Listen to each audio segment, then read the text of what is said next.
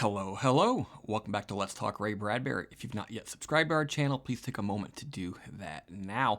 All right, so we are nearing the end of From the Dust Return, which I've been taking chapter by chapter, short story by short story, reviewing this 2001 fix-up novel by the great Ray Bradbury. We are up to chapter 21, leaving just two more stories to go after this. Today's story is Return to Dust. Timothy, our surrogate for Ray Bradbury, or for ourselves as the reader, the lone living human in this strange family, dreams suddenly of a storm and of a fire enveloping the house. He wakes up, he goes to the attic, and he visits his great-great-grandmother 1,000 times removed, who is an Egyptian mummy, who was the mother of Nefertiti, we find out, finally, and sort of ask her what's going on. She reveals that the end is coming. An angry mob with torches will come for them very, very soon. They now live in an age of reason with telephones and movies and TV, and they sort of fear and envy what the dead immortal have. The dead themselves have nothing but time on their hands and they're sort of the recorders of history. However, they don't necessarily gain more life from being around. They sort of just persist, whereas the living live in the moment and enjoy it. She asked Timothy if he still wants to be like them, be like the other members of the family. Wisely, he reveals what he has learned during these recent stories. No, the dead have nothing but time on their hands, but not more happiness, and he is destined to live on mortally, to enjoy every moment, and then to die peacefully in his bed, hopefully many, many years from now. Sure enough, the angry mob shows up with the help of his sister Ceci, the wandering witch. The 1,000 residents of this home, many of them in spirit form, are dispersed to the winds. Timothy escapes. Grandma insists that he take her with him. He's afraid that he can't carry her, but in fact grabs her and finds out that she's in fact very, very light. So he puts her under his arm and travels at least a mile from home there as he watches the flames in the distance and burning down the house down to nothing but one standing chimney. A farmer drives by and asks, what is that? And he says, nothing. And but also, what do you have under your arm? And he says, I just collect old newspapers and old things from way back when, and sort of I like the stories. And the guy is like, yeah, I was sort of like that myself when I was young.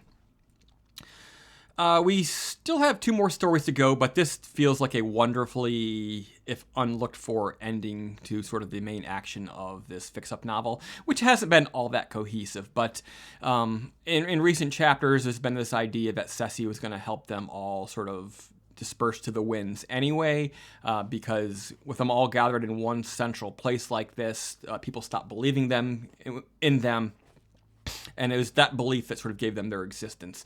But here, unlooked for, they suddenly are forced to disperse to the winds, and it'd be interesting to find out if we find out at all, whether that has any effect on their ability to persist as entities. I think so. I think it's.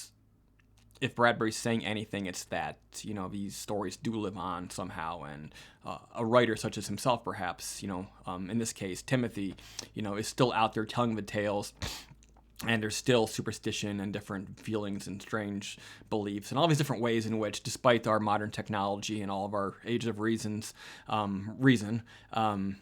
we try to deny these things, but we still, many of us find a reason to believe in things, be it whether it's religion or the arts or whatever.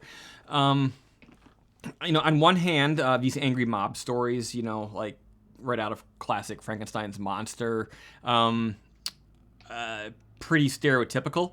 But on the other hand, the story is about more than just that. I love that it's about Timothy learning about mortality and learning to appreciate mortality, and having been raised in the company of death, he's nevertheless been able to learn that, in fact, that it's better to be alive, to live in the moment, and that one day he should, after having lived a full life, be grateful for a permanent end as opposed to this sort of endless lingering that the dead do.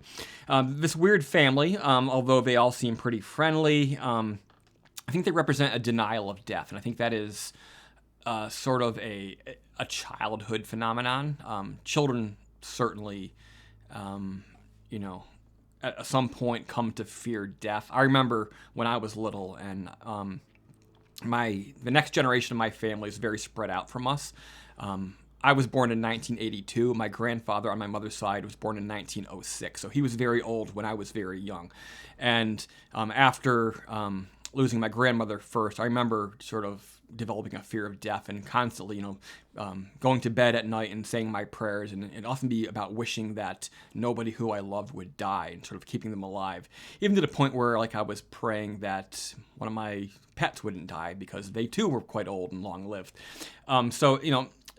Fear of death is something that you come to have after your first experience with it, and then that probably lingers well into adulthood. There's people who I fear to lose right now, even at 42.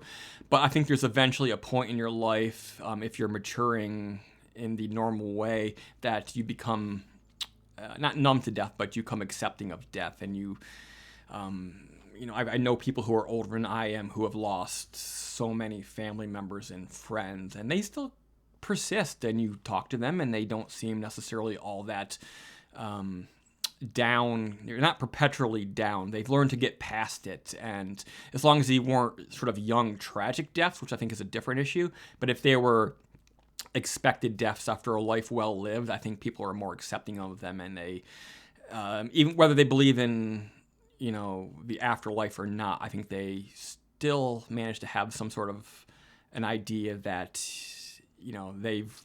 the dead have earned their right to sleep, and to rest from their worries of the world. Whereas these dead who sort of record history,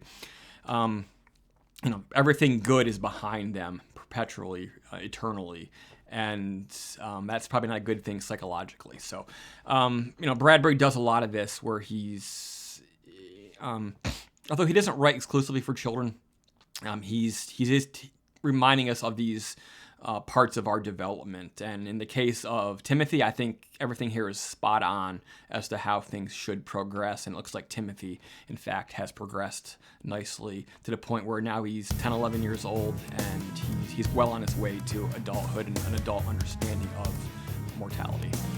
All right, then. As I said, 2 more stories to go. The next up will be The One Who Remembers, followed by The Gift, which will end this collection. The Gift was new for this for this book from The Dust Returns, so be sure to tune in over the next couple of days, probably, unless I get them all done tomorrow, to see what else Bradbury has in store for us. It'll be interesting to see whether the last 2 stories say anything more to us of value, because I think that today's story, Return to Dust, was quite poignant and effective, and a pretty good capper to the story, or to the book. But at the same time, I'm hoping that we get a little bit more, something that sort of sends us on our way feeling good. So, all right then, thank you, and until next time.